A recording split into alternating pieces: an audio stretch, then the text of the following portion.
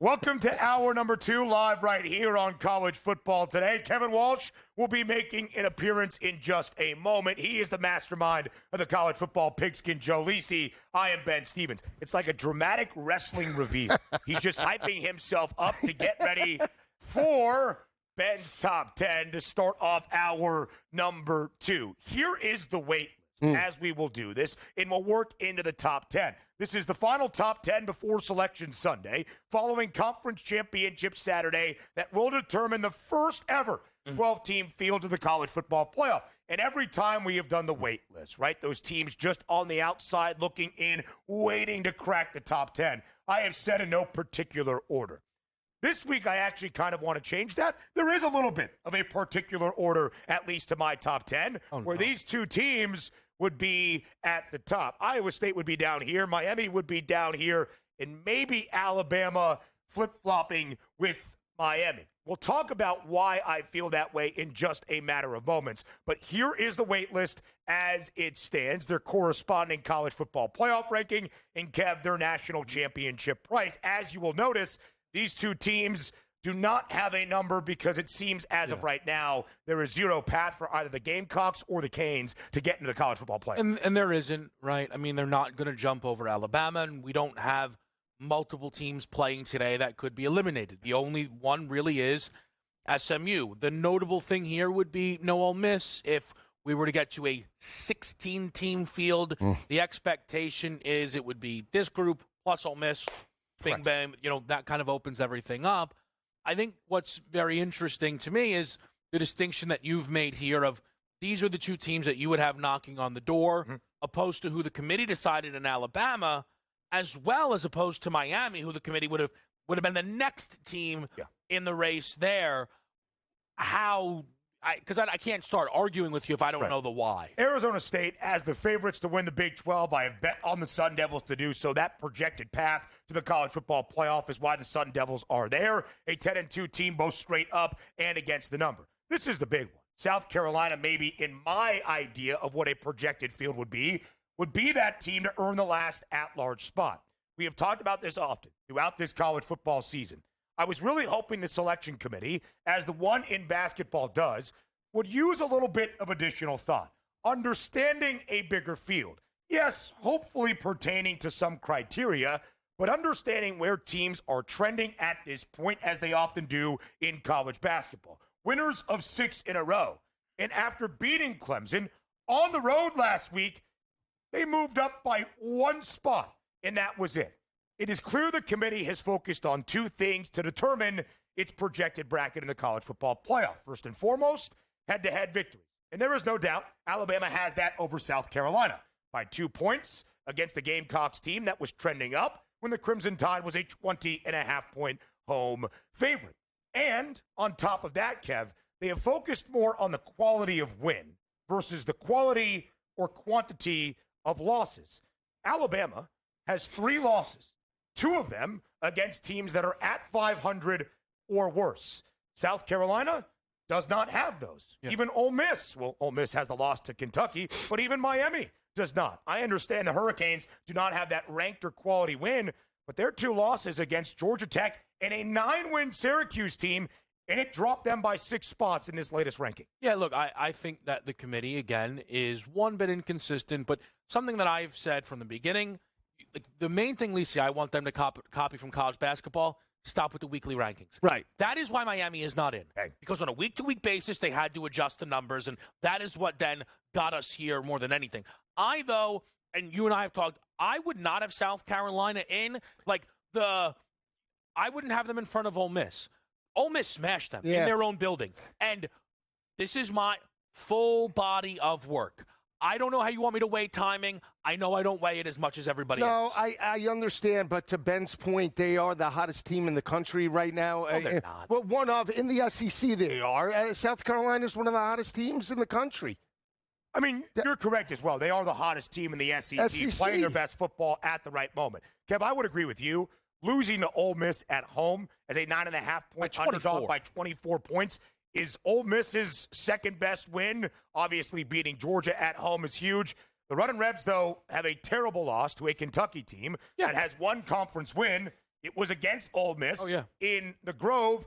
And when you look at South Carolina, there are 2 other losses against 8-win LSU, at home, by the way, and on the road against Alabama. They covered in both of those games, keeping them way highly more competitive than I think the odds makers expected. Again, some more thought in terms of just what the committee has used. That's where I differ a little bit. No, I agree. And Miami, though, to me, should be in the top 10. I really believe that. But ACC has not gotten the love that they deserve, and it's unfortunate. It started last year, and this is the landscape of college football where one conference gets, I want to say, bashed, and it started last year, and the ACC, unfortunately, is only going to get one coming in. Well, I think, again, like to the point of the committee, right? Like, hey, sit down, take a deep breath, stop doing week-to-week rankings. Yeah. Right. They can't go, But they have to do it. It's a money grab. It is. But here's the thing. You can do it differently without having the actual committee. Like, ESPN can do a show without the committee. They can have, their crew. Their crew come on, give their projected brackets, debate. Let Stephen A. walk in with a cowboy hat, give his bracket. Hasn't watched the game all year. Right. I know I'm not supposed to say it. Whatever. Yeah. Like they don't need the committee to. Because here's why: Syracuse should be ranked in front of Clemson. For sure. Syracuse has the win over Miami and the win over top 20 UNLV, but they haven't ranked Cuse all year. Right. So now they go, what do we do? Meanwhile, they're behind UNLV, who they beat.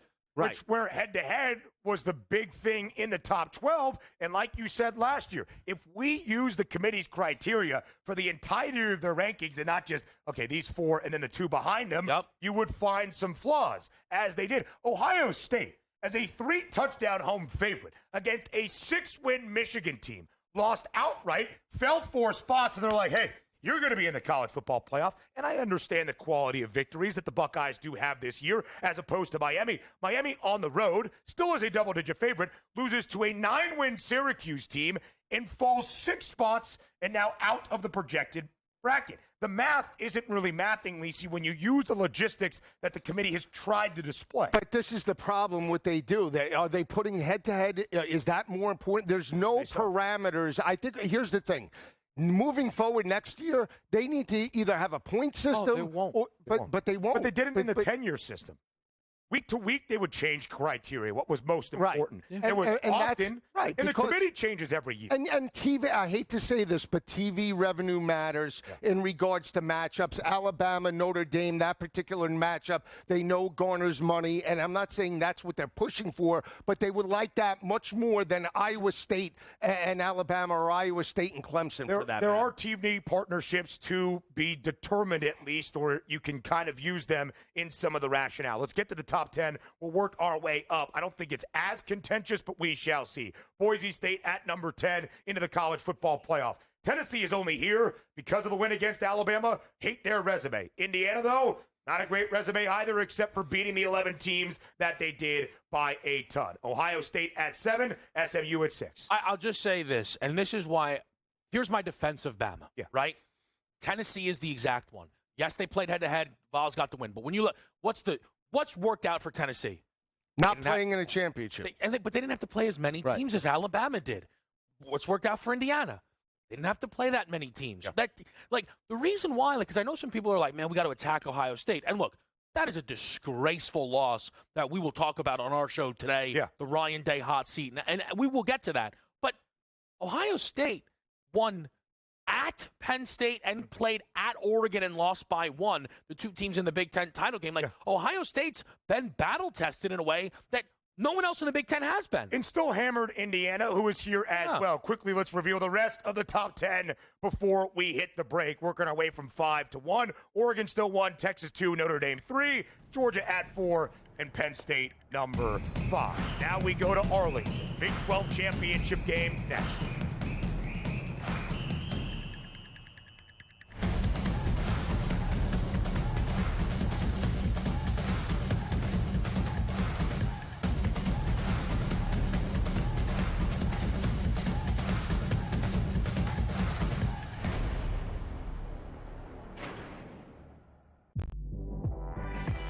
If they beat South Carolina, they're going to 10-1. So if you're on this, your TCU train, listen. Mark and Chime have done the job, but I may be the spokesman for TCU women's basketball because I believe in these guys and I know what they can do. If they beat South Carolina, they're going to be 10-1 to win a national championship. Betting above the rim. Only on SportsGrid. The two guys that can do it all. Too much electricity this morning. This is a good time. We're having a lot of fun. I had to do a triple take. Ka-ching! Why? Because of parity. I didn't mean to offend. Yeah, it's not going to happen. Load management is a dirty word. Let him rip. You know what? Circumstances provide the results. What? How do you do this once? Oh, Donnie, you got such a good show there. A network that is booming. The Early Line. Only on SportsGrid. We got the NBA Cup going on. Not that anybody really cares per se about the NBA Cup. Now, I got to be honest with you. I actually did try to look of like, okay, like what does it mean like for the NBA Cup? Like who's playing for what here? And I lost interest and I gave up after about 30 seconds. So I was like, you know what? Whatever, dude. There's NBA games. Sports Rage tonight. Only on SportsGrid. He also said that the Bears head coaching opening would be the most coveted job after the season. They'll let that guy stay. I heard today that they were very worried about screwing up Caleb Williams, so that he likes this guy Brown so much that they may let him stay as the head coach. What a disaster that'll turn into. Pharrell Coast to Coast. Only on SportsGrid.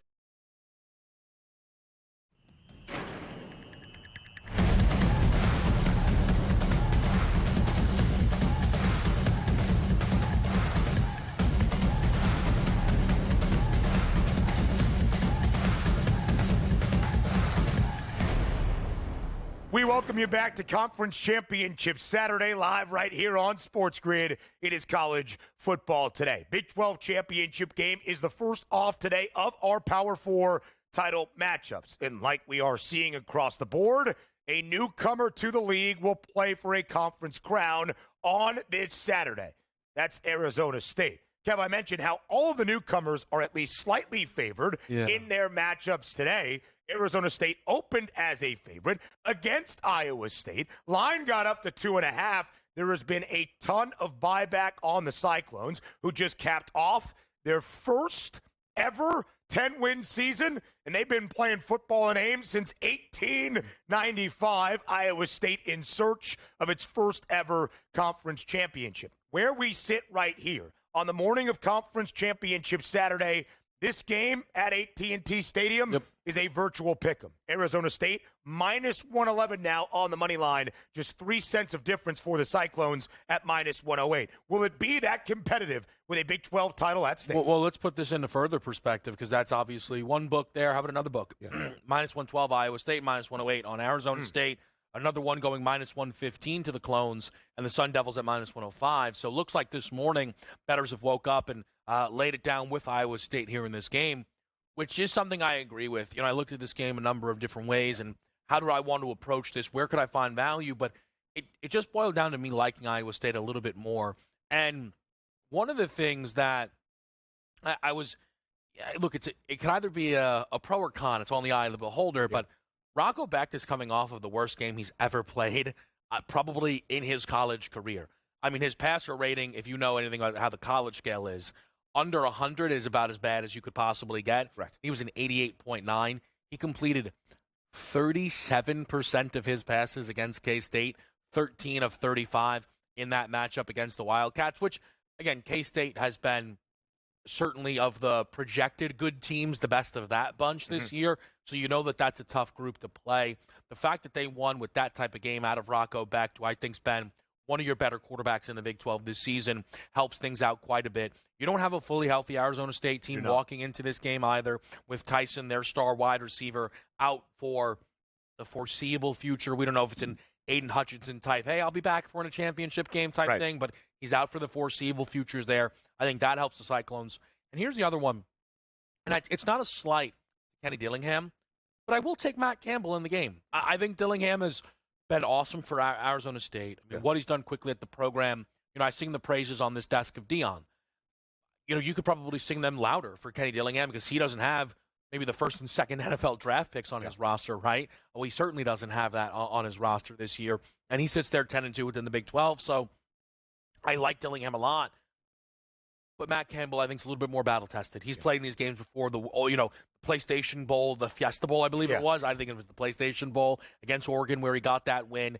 And he's been battling within the Big 12 with top teams for a very long time. He's just been doing it a lot longer than Dillingham. The Clones in search of that first conference championship. They did play in the Big 12 title game in the 2020 season and did lose to Oklahoma. Rocco Becht has been inefficient at times, but he's put up a lot of yardage, and he's got a pair of wide receivers as good as you will find in this conference and in the sport in both Jaden Higgins and Jalen Knoll. 20 FBS players, Kev, have caught for more than 1,000 receiving yards this year.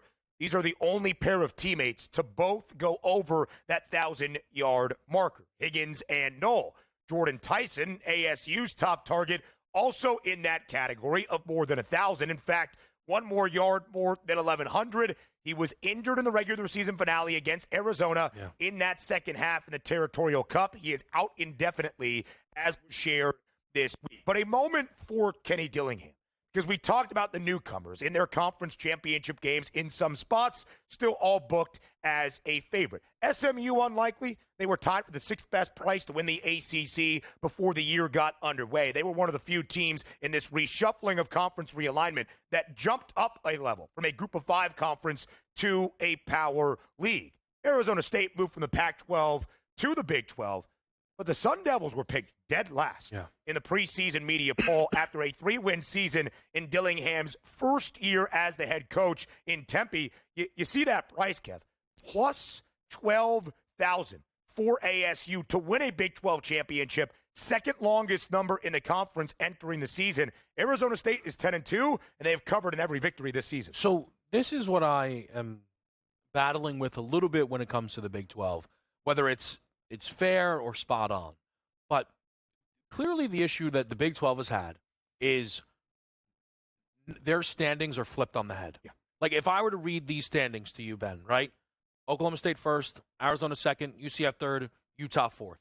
Preseason, you go, no doubt. Yeah, that's last, second, last, third, last, fourth. Like that, it doesn't make any sense. If I would have said, hey, the worst four teams, Arizona State, Iowa State, BYU, Colorado, you go, wow, bad year for Iowa State. But the rest of that all checks out. The flipping of the nature of this conference being flipped on its head is why they are so far back within the rankings this year. It is why they are only getting in because of an outright bid, because Arizona State's a type of team, or Iowa State's the type of team, well, Arizona State more specifically, but it's the type of team that is only ranked because, hey, we lasted long enough to kind of get here.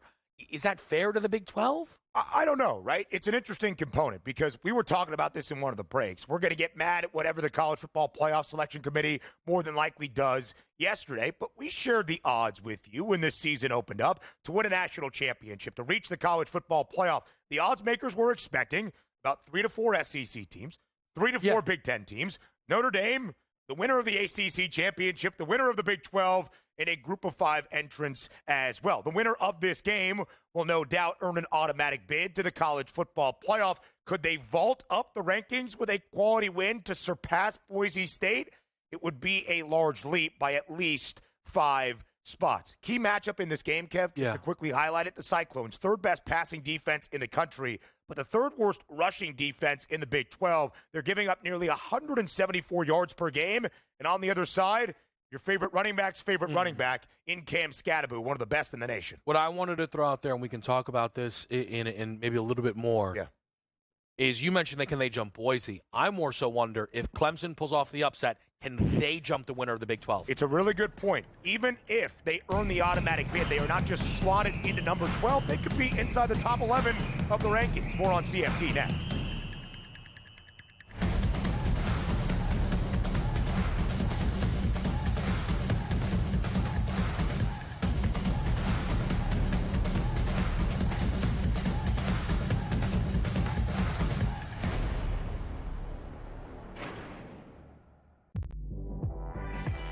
If they beat South Carolina, they're going to 10-1. So if you're on this, if you're TCU trained, listen. Mark can chime in, done the job, but I may be the spokesman for TCU women's basketball because I believe in these guys and I know what they can do. If they beat South Carolina, they're going to be 10-1 to win a national championship. Betting above the rim. Only on SportsGrid. The two guys that can do it all. Too much electricity this morning. This is a good time. We're having a lot of fun. I had to do a triple take. Ka-ching! Why? Because of parity. I didn't mean to offend. Yeah, it's not going to happen. Load management is a dirty word. Let him rip. You know what? Circumstances provide the results. What? How do you do this once? Oh, Donnie, you got such a good show there. A network that is booming. The Early Line.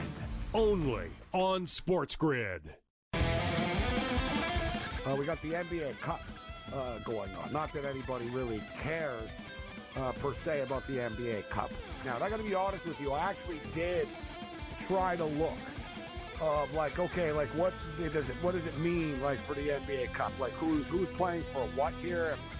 I lost interest and I gave up after about 30 seconds. So I was like, you know what? Whatever, dude. There's NBA games. Sports Rage tonight. Only on SportsGrid. He also said that the Bears head coaching opening would be the most coveted job after the season.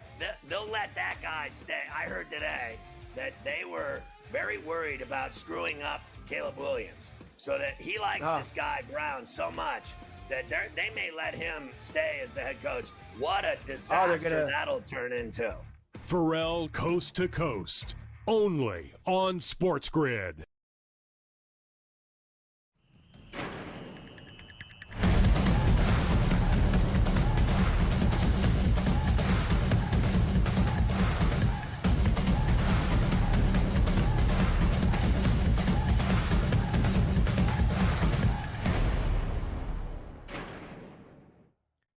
Welcome back to college football today, live right here on Conference Championship Saturday on SportsGrid. A special conference title edition of a usual segment, Kev, that we do each and every week. Listen, the RPO game has a lot of checks in it. We'll get to those. Let's hit it, though.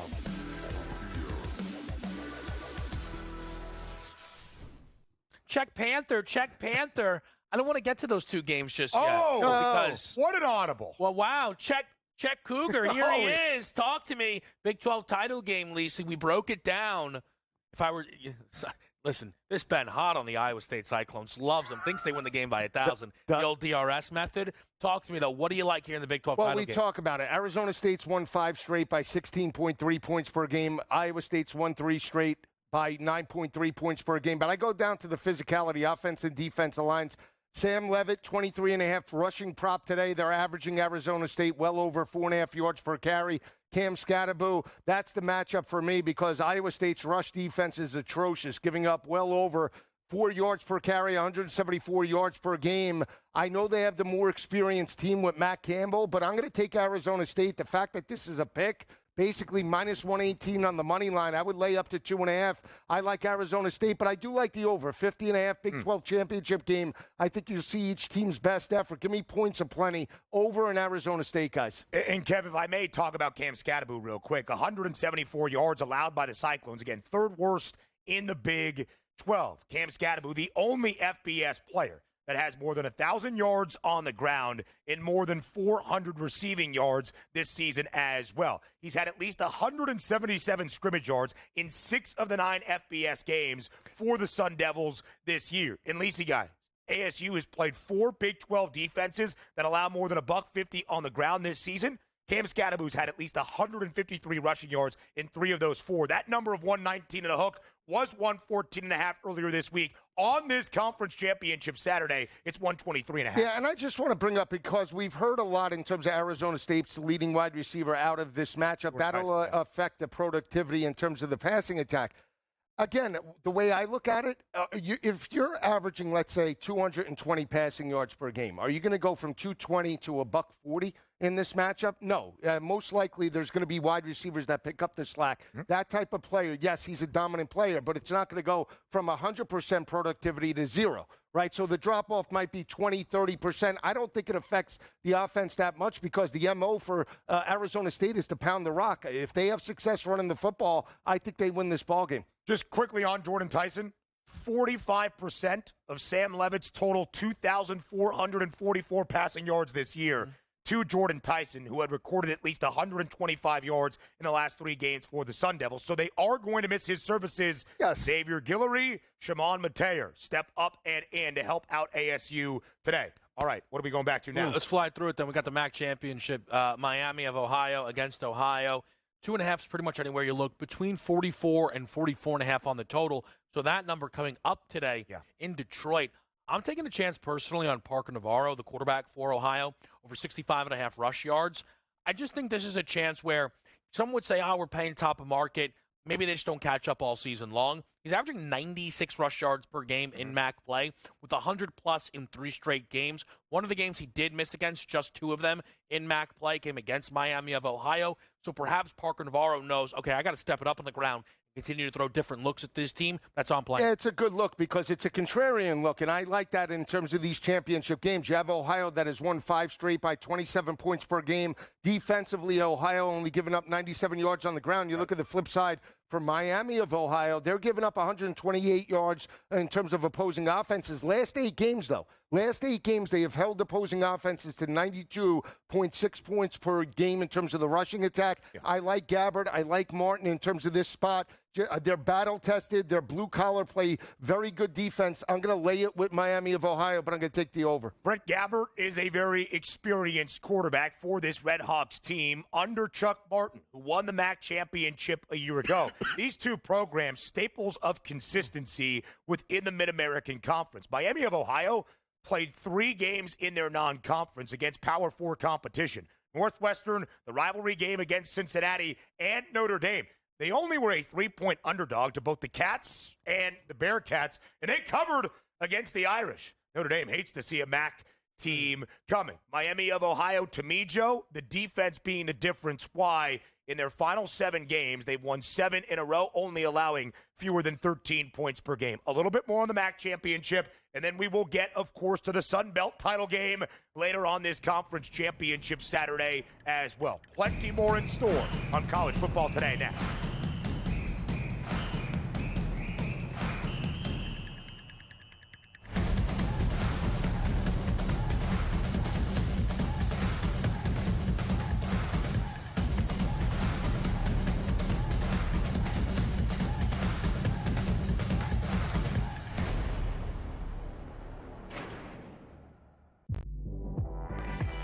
If they beat South Carolina, they're going to 10-1. So if you're on this, you're TCU trained. Listen. Mark and Chavi have done the job, but I may be the spokesman for TCU women's basketball because I believe in these guys and I know what they can do. If they beat South Carolina, they're going to be 10-1 to win a national championship. Betting above the rim, only on SportsGrid. The 2 guys that can do it all. Too much electricity this morning. This is a good time. We're having a lot of fun. I had to do a triple take. Ka-ching! Why? Because of parity. I didn't need to offend. Yeah, it's not going to happen. Load management is a dirty word. Let him rip. You know what? Circumstances provide the results. What? How do you do this one? Oh, Donnie, you got such a good show there. A network that is booming. The Early Line, only on SportsGrid. We got the NBA Cup going on. Not that anybody really cares per se about the NBA Cup. Now, I got to be honest with you. I actually did try to look of like, okay, like what does it mean like for the NBA Cup? Like who's playing for what here? And I lost interest and I gave up after about 30 seconds. And I was like, you know what? Whatever, dude. There's NBA games. Sports Rage tonight, only on SportsGrid. He also said that the Bears head coaching opening would be the most coveted job after the season. They'll let that guy stay. I heard today that they were very worried about screwing up Caleb Williams, so that he likes this guy Brown so much that they may let him stay as the head coach. What a disaster that'll turn into. Pharrell Coast to Coast, only on SportsGrid.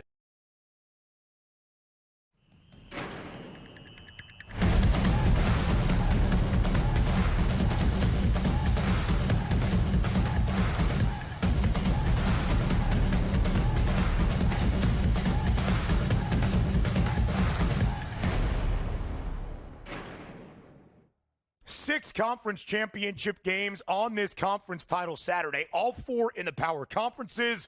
The MAC title game, bright and early, noon Eastern kick inside the home of the Detroit Lions at Ford Field in the Motor City. In the Sun Belt Championship game tonight at the home of the Ragin' Cajuns as well. Just wanted to make one final point about that MAC championship game. Again, the Red Hawks and Chuck Martin looking for a second consecutive conference crown. They will play in a bowl game for the 5th consecutive season. They have won 8 games at least in 3 of those 5. If the Bobcats of Ohio pull off the slight upset today over Miami of Ohio, it will be the 3rd consecutive 10-win season for Tim Albin and this Ohio team. Again, Joe, 2 staples of consistency and success in the Mid-American Conference. Yeah, and since Frank Solich walked away, Ohio now is back in terms of the pinnacle of the MAC, fighting for a championship. And Gabbard and Frank Martin have Chuck Martin have done a fantastic job battle-testing 2 defensive-minded teams, right? And that's when you think of the MAC,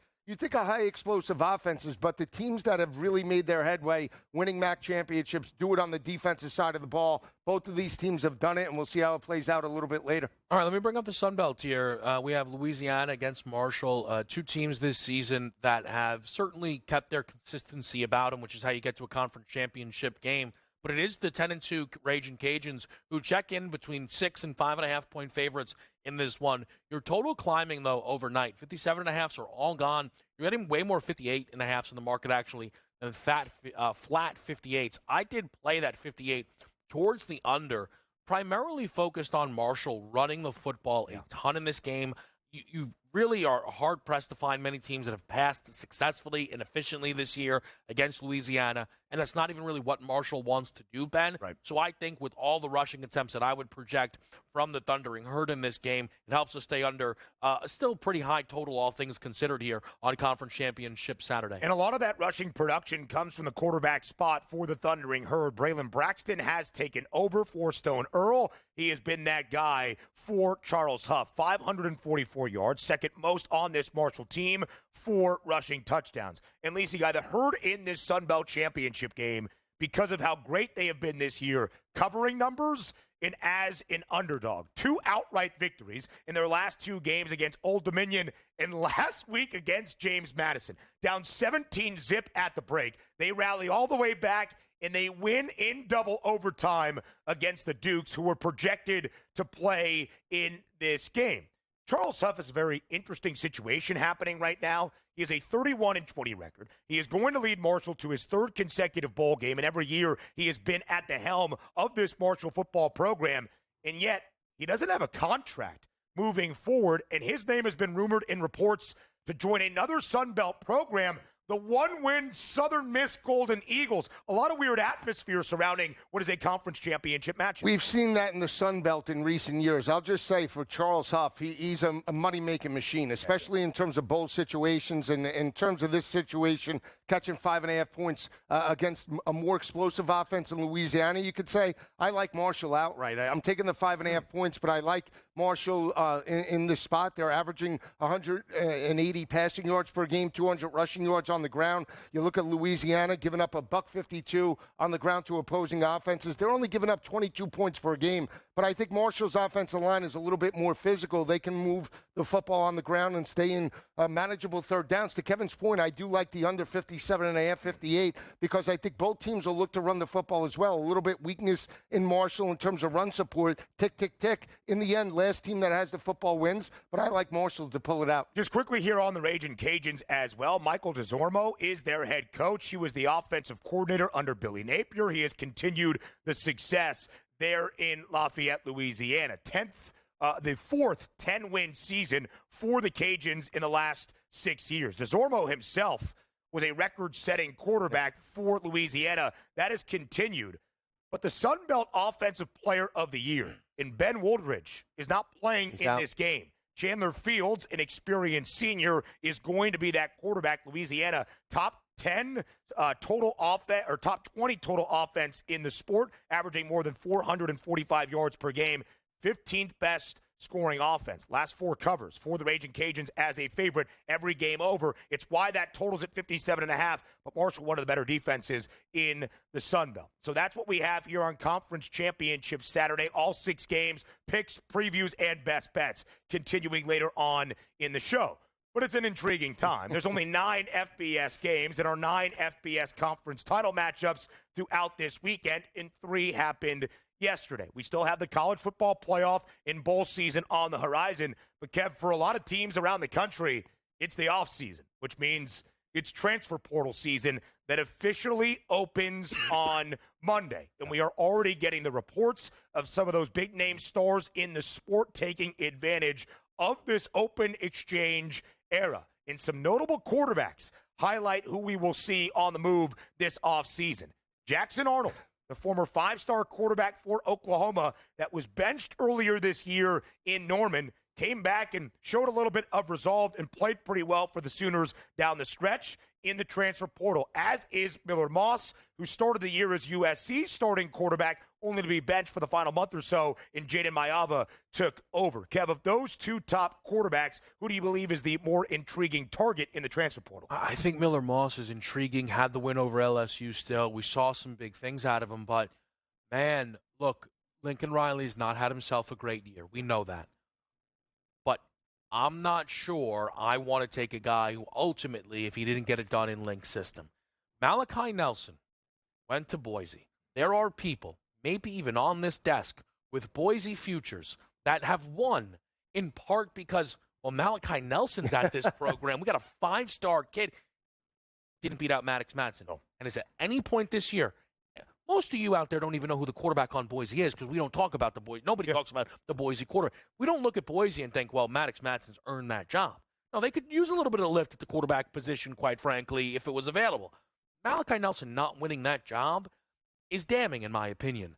And look, I think leaving Lincoln Riley's insane, quite frankly. We can talk at the quarterback position. You want to talk about defensive guys. You want to talk about winning. Okay, if I'm a quarterback and I get the chance to play for him, I'm not playing for him. Miller Moss makes that decision. I am not running to take a guy who ultimately didn't get it done with Lincoln Riley. No, I'm with you. I think the leadership perspective as well is another reason potentially that Miller Moss lost that job when they lose on the road to Maryland. There were games where the game was on the line. Penn State, they had Penn State dead to rights and can't pull that ball game out in the fourth quarter in your house. That was a reason I think that, maybe the team and the staff moved away from Miller Moss. But out of both of those quarterbacks, Jackson Arnold, to me, I've watched Jackson Arnold, held the football way too long. Mm-hmm. And I know there were wide receiver issues, top 5 wide receivers down, multiple games, felt the pressure, didn't break contain, didn't throw, multiple sacks. So if we're talking both of those guys, Moss definitely over Arnold. But I would take the 2 mobile quarterbacks, Dampierre and Salter, over everybody. It is interesting. We'll talk about both of those guys in just a moment. I don't know necessarily how the recruitment process went for Jackson Arnold as one of those 5 best quarterbacks in the 2023 class. I would have to imagine in part that very early on, Lincoln Riley was involved when he was at OU. Might a swap to L.A. benefit the athletic Jackson Arnold? Connor Wigman in the transfer portal, I would stay away personally. Devin Dampier and Caden Salter, 2 very experienced and athletic quarterbacks at the group of 5 level, are also in the transfer portal. Something about Wigman? Yeah, I'll say this. Kyle McCord went to Syracuse, won 9 games, and finished top 2. And hold on, Kyle McCord was terrible at Ohio State. He was. Was he not thought terrible? He took a lot of the blame for an Ohio State team that was not great last year. I'll be honest with you. I think that's revisionist history because Ohio State lost to Michigan. Kyle McCord was rightfully ran out of Columbus. He was terrible. I don't think it was a fit anymore for the Buckeyes. I don't think it was all on him that Ohio State fell below expectation last year. I can point to Connor Wigman playing terrible football and getting benched in favor of a true freshman. We'll continue the offseason conversations up next on College Football Today.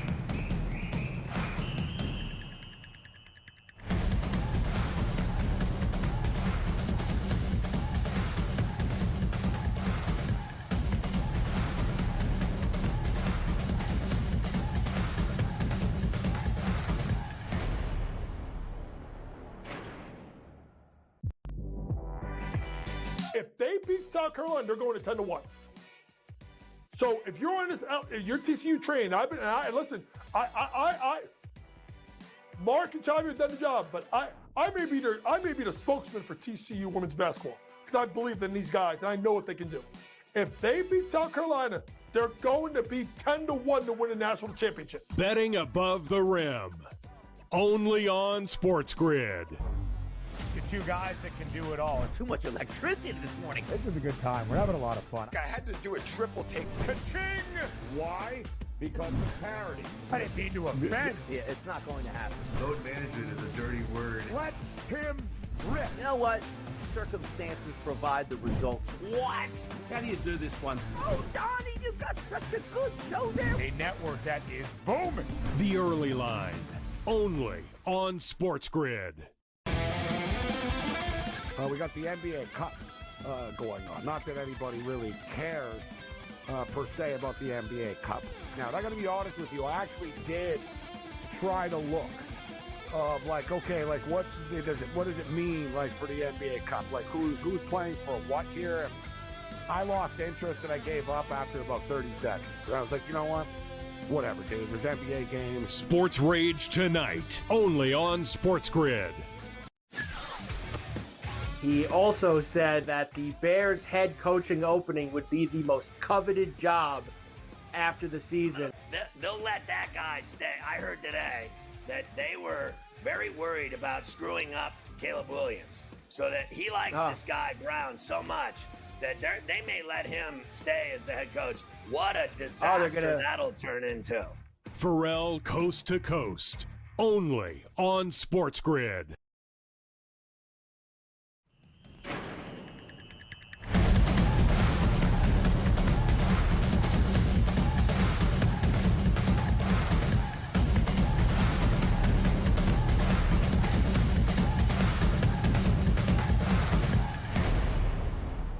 We welcome you back to College Football Today, live right here on this Conference Championship Saturday on SportsGrid. It's conference title weekend for some. For most around the FBS level, it could be the offseason, awaiting where you are going to play in your bowl game with maybe already a focus on the future. And sometimes on social media, you will see a headline so outlandish, you think it must be fake. It must be a dupe account. It must be The Onion. This one was not. It is real, and reportedly it is a developing situation to monitor because it's not just the transfer portal and players changing homes. It's coaches looking for those vacancies. And reportedly, one of the best coaches in the history of the National Football League with 6 Super Bowl championships to show for it, Bill Belichick. Yeah, Bill Belichick has interviewed for the vacant head coaching position in Chapel Hill with North Carolina. Lisi guy, I start with you. Do you believe there is credibility to the idea that Belichick would be open to coaching at the collegiate level for UNC? I do, and the more I think about the story, I'll tell you why. So at first glance, I said he's old. The game has passed him by in regards to NIL and some of the older coaches like Nick Saban and some of the others that have just walked away and retired. But then I started to think about it.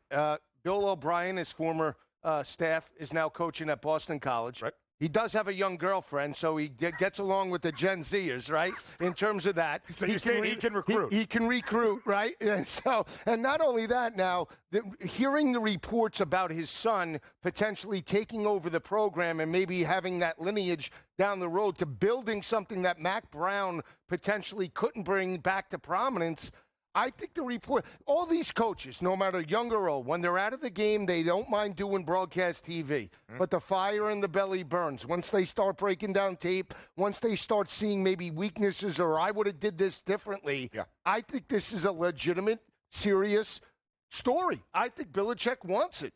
I agree. And so let me try and attack this from the college angle because, we'll end up talking about this tomorrow on PFT as well because it's a – so the initial thing, and you've seen it, you go, Belichick's going to deal with NIL and portal? Yeah? Why would he struggle with that? You mean the most ruthless dude when it came to free agency in the NFL who let Tom walk, who let Gronk go, are you kidding me? Let one kid walk in there, say, hey, Bill, I'm going to hit the port. Bye. I actually sent your papers in, kid. I think he would have no issues with that. Bill has dealt with pros exclusively forever. So the Sabins of the world, the Jay Wrights of the world, who took their ball and went home because their contracts were always fine, but those contracts were an issue. Well, a Bill Belichick can walk in and go, yeah, I'm as comfortable as I've ever been. Yeah. And I think one of the really smart things about this is here's the Deion approach. Don't go to the SEC. Don't go to the Big Ten. I'm now the big fish. Deion is the most popular coach in the Big 12. Nobody would even dare to argue that. Yeah. You look around the ACC.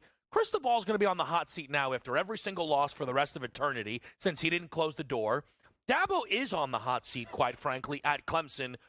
Does Mike Norvell still have that job? I mean, there's no way. Hold on. Did they fire? A coordinator change there in Tallahassee. Belichick walks into UNC as the guy right away in the conference. Now, big expectations, but instead of going to the Giants, right, and that's the NFL, so I think it does make sense if UNC, and if you're UNC, why not? Of course. And here's the thing about Colorado when Deion took over. They used to be a powerhouse in the Big 8 and early in the Pac-12. Carl Durrell had that program winning one game the season before the prime era. North Carolina, despite disappointing this year with Mac Brown, has made it to a bowl game in all 6 seasons that Brown has been in Chapel Hill. North Carolina is looked at as a very good job within the ACC. Yes, a basketball school first and foremost there on Tobacco Road, but the facilities, the investment in athletics, it is there. And at first I looked at this like, okay, power play, leverage. I'm a hot commodity. I'm so good I could do it in college. Come get me, NFL teams, because you know I am a wanted man. And then the reports yesterday about trying to build the lineage and being very specific about how he would run his program to have his son and current Washington defensive coordinator Steve Belichick be the guy to take over does make some sense. And, oh, by the way, Steve Belichick has been pretty good this year in Seattle under Jed Fish for an improving Huskies defense, Joe, over where they were even under Kalen DeBoer when they were the national title runner-ups. Yeah, if we're talking about preparation and we're talking about game plan, right, we think Saban, right, being the best.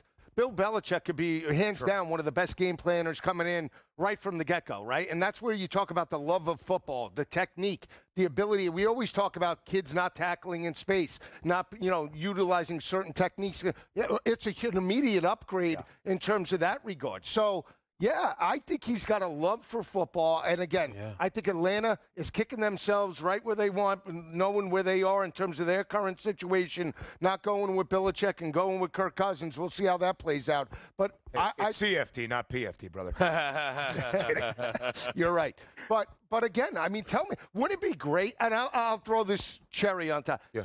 If Belichick does come back, his buddy that's doing game day right now, he's getting Manny Diaz despite a 9-win season at Duke fired, so he can coach. Yeah, I'm just saying. I mean, there's a shot that Saban's coming back for one of these programs for a year or two. But I also, now, I don't want to talk out of school. You two would know it better than me. But the Ohio State job, right? People are like, ooh, clearly Ryan Day can recruit. Sometimes, I don't know if Ryan Day is out there always doing it. I'm like, oh, man, you think Bill's going to be – I don't know if Bill is going to go to every kid's house. Now, and also, we just did the portal thing. Bill Belichick is a part of the Tom Brady story, right? I know we associate Bill with defense a little bit more. Don't be nuts to think that Bill didn't have his hands in every single thing. So if you're a quarterback that wants to hit the next level, you will also be looking Bill Belichick's direction. Undoubtedly. No doubt about it. And you mentioned Saban and some of the old guard in either area of college athletics profession. They were a part of the changing landscape. Bill Belichick could come in and adapt to a new landscape, and we shall see. There's plenty of coordinator changes as well. We'll discuss that more in the offseason. It's time for some picks next.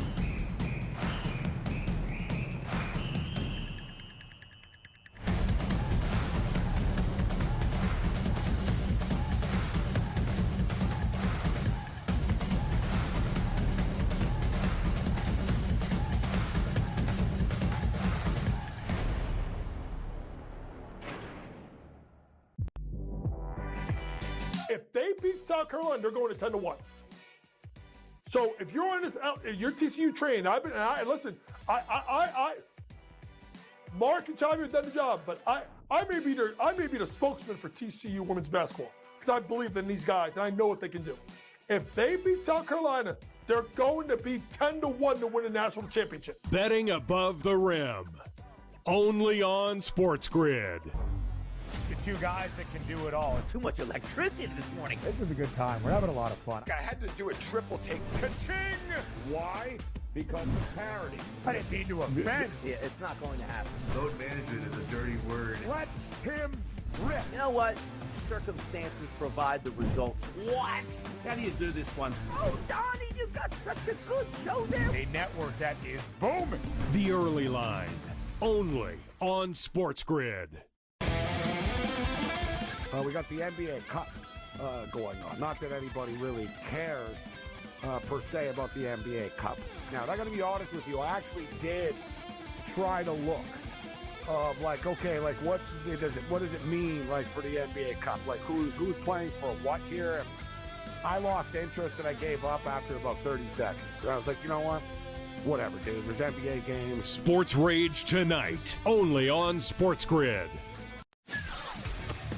He also said that the Bears head coaching opening would be the most coveted job after the season.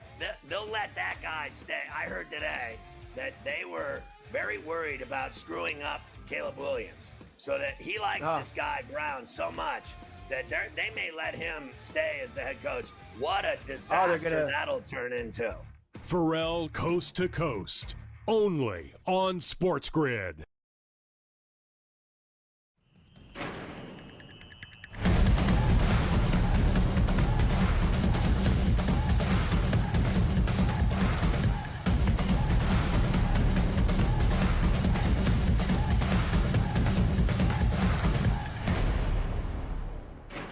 Rounding out our second hour on Conference Championship Saturday, live right here on College Football Today on SportsGrid. It is time for some winning wagers. First in the end zone, and then with a bunch of sprinkles on this Saturday. Let's start it off, then with a little pay dirt picks.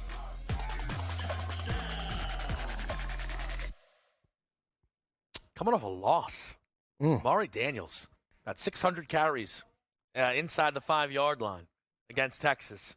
Nate Frazier would never. I did this once before. Minus 145. I know you might go, whoa, in college, that's cheap. Starting running back on Georgia, the first meeting, the starting running back on Georgia scored 3 rushing touchdowns against Texas. Nate Frazier, minus 145. It's a great look. I like Georgia in the matchup, but I think they attack through the air to open up the run. We could hit this as well. You look at Arian Smith, 42 receptions, 709 yards, 4 touchdowns. I'm expecting a big day out of Carson Beck, but Arian Smith hits pay dirt plus 280. Juicy. Needs to be a big day through the air, despite Texas having the best passing defense in the sport. All 3 offensive touchdowns scored by Georgia in the first matchup in Austin, where Trevor Etienne on the ground. He is not playing in this game. Nate Frazier is that lead back. I'll go to the Big 12 championship game. In the weirdly lead back for Iowa State this year is not Abu Sama. It's Carson Hansen. He's got 11 rushing touchdowns this season. He has scored 9 on the ground in the last 7 for the Cyclones. Didn't score last week against Kansas State, but it scored in the previous 3 games consecutively, 4 in total, plus 110 to hit pay dirt in a Big 12 championship game where we are expecting some points. Let's get to the boys in the back. A lot of love for the Nittany Lions from Happy Valley. Katron Allen, plus 175. Who is the lead back for Penn State? Your guess as good as ours. It could be Tyler Warren. I love it. AJ Freeze, our director on the sticks as well. I'll tell you why I like Tyler Warren even more in just a moment. And this Kopsky, man, he's riding a little sizzle train right now. He's looking at the wide receivers once again, playing in a noon Eastern time matchup. This one to decide the Big 12 champion. Jaden Higgins, minus 110 to score for Iowa State. Kev, as I said earlier, the only team in college football, the only duo of wideouts, each over 1,000 yards. Jaden Higgins for Iowa State, Jalen Knoll for Iowa State as well. Higgins more receiving touchdowns, though, 9 as compared to Knoll's 6. I mean, look, at the end of the day, more important than anything Higgins has done is what Kofsky's done. For sure. Kid's hot. Kid's hot. People need to talk about it, Joe. Yeah, I'm hot as well. So, All right. that's It's all right. Your show. Hey. How about me? Your show. Happy All right. belated birthday, by the way. I didn't tell you that enough. That's not why I said that now. No, I just wanted to share. I appreciate that. Yeah, On air, All right, too. so you wished a happy birthday because you were trying to get the touchdowns going. I see what's going on That's here. it. All right. I think Walt, Kofsky's hot. Go for the loot. Just play it. Talk right through him. Go for the loot. This is your day, by the way. You know, I thought here on a conference championship. I said, you know what, man? I'm going to give BWS what he wants. Money line. Oh, sorry. Light card. Can't. Rushing touchdown each quarter, Georgia, Texas. This game's through the moon. It's plus 880. Ooh. It's plus 880.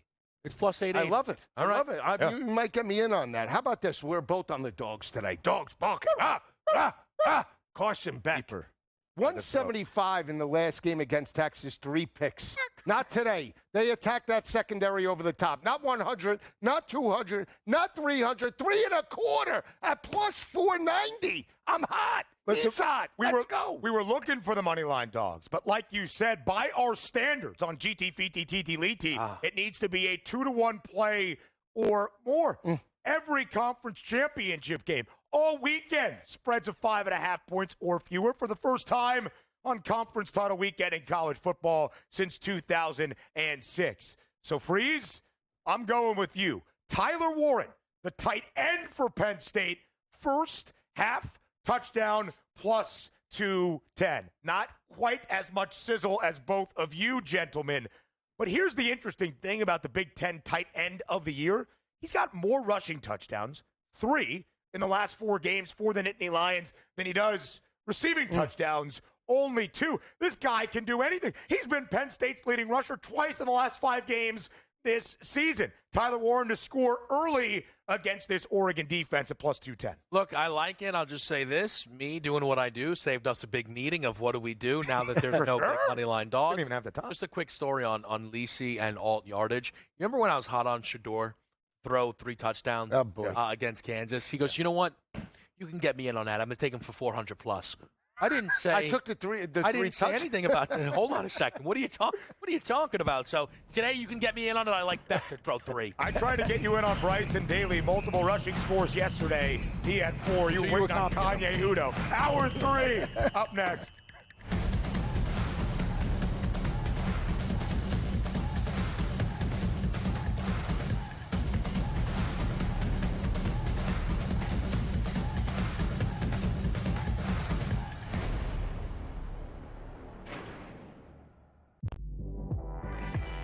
If they beat South Carolina, they're going to 10-1. So if you're on this, if you're TCU trained, listen,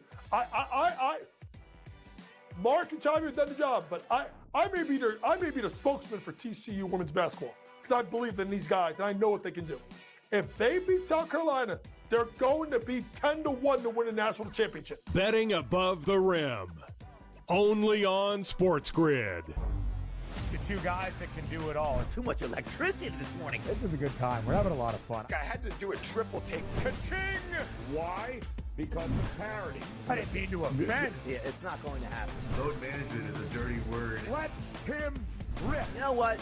Circumstances provide the results. What? How do you do this once? Oh, Donnie, you got such a good show there. A network that is booming.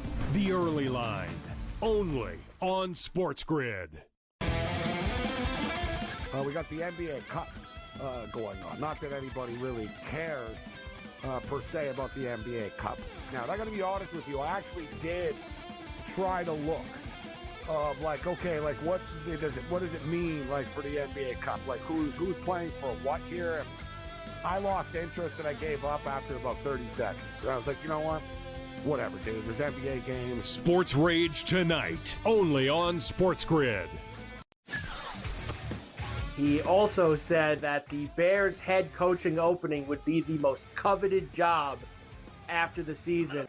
They'll let that guy stay. I heard today that they were very worried about screwing up Caleb Williams, so that he likes this guy Brown so much that they may let him stay as the head coach. What a disaster that'll turn into. Pharrell Coast to Coast, only on SportsGrid.